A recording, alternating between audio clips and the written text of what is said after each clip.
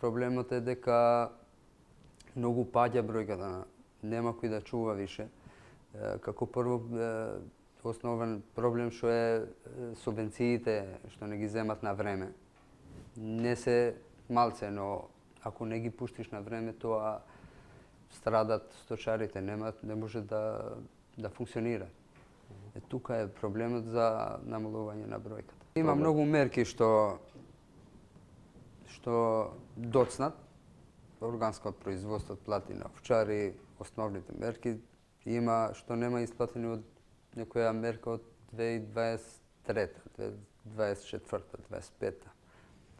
Сега треба више да се спремни за 26, а не сме земали од 23. И ова е жално.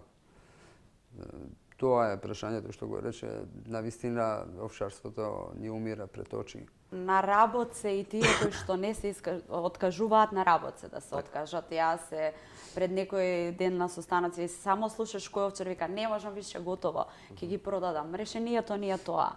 Значи се на работ голем број на овчарите да се откажат.